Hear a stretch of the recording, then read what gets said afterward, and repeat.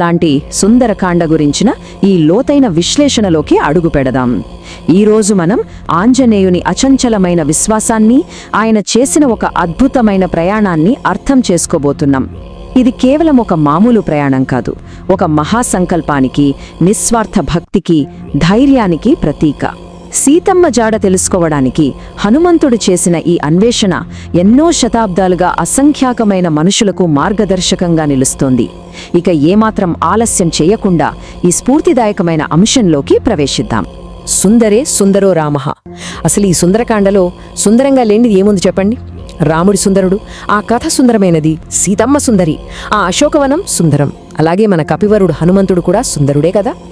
వాల్మీకి మహర్షి ఈ విభాగానికి ఆ పేరు పెట్టడం వెనుక ఉన్న అసలు కారణం కూడా ఇదే. ఇందులో ప్రతి అక్షరం, ప్రతి ఘట్టం మనల్ని కట్టిపడేసేలా అత్యంత సౌందర్యభరితంగా ఉంటుంది. దీని పరిమాణం చూస్తే నిజంగా ఆశ్చర్యం కలుగుతుంది. ఈ మహా అంకంలో ఏకంగా 68 సర్గలు, 2885 శ్లోకాలున్నాయి. రామాయణంలో రాముడు నేరుగా కనిపించని ఏకైక విభాగం ఇదేనన్న విషయం బహుశా మనలో చాలా మందికి తెలుసు. ఇక్కడ కథానాయకుడు ఎవరంటే నిస్సందేహంగా ఆ రామభక్తుడైన హనుమంతుడే. ప్రతి శ్లోకం ఆయనలోని అనంతమైన శారీరక, మానసిక సామర్థ్యాలను మన కళ్లకు కట్టినట్లు చూపుతుంది. ఆ 100 యోజనాల సముద్రాన్ని దాటే క్రమంలో ఆకాశ మార్గంలో ఆంజనేయుడికి ఎదురైన 3 ప్రధాన ఘట్టాలు చూద్దాం. మొదట మైనాక పర్వతం.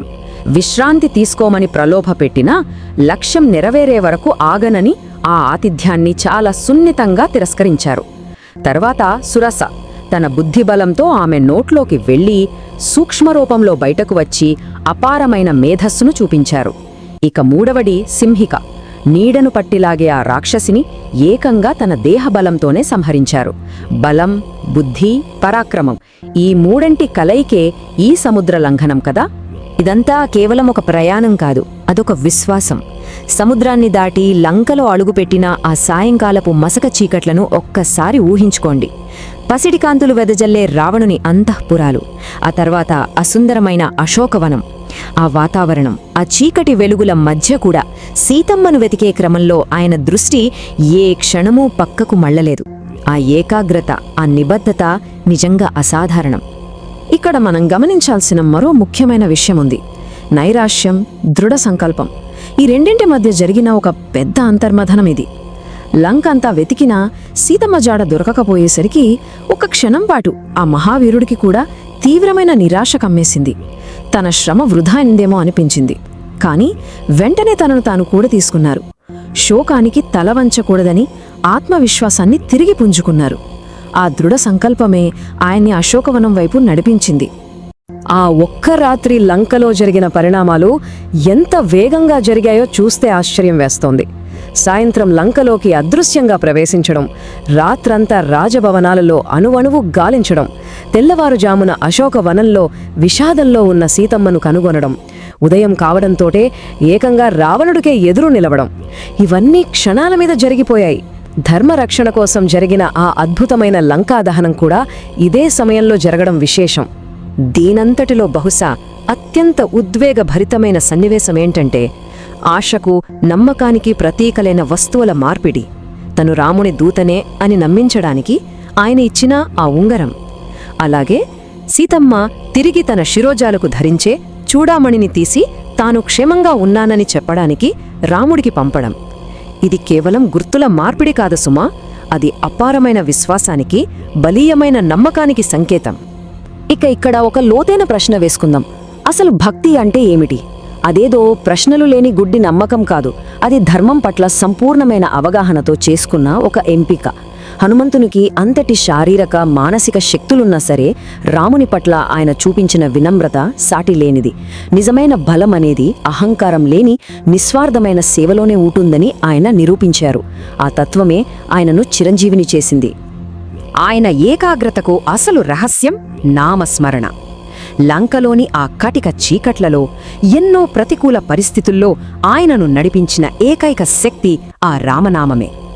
నిరంతరం భగవంతుని నామాన్ని జపించడం ద్వారా మనస్సు ఎలా పవిత్రమవుతుందో, ఆత్మశక్తి ఎలా పెరుగుతుందో చెప్పడానికి ఇంతకంటే గొప్ప ఉదాహరణ మరొకటి లేదు.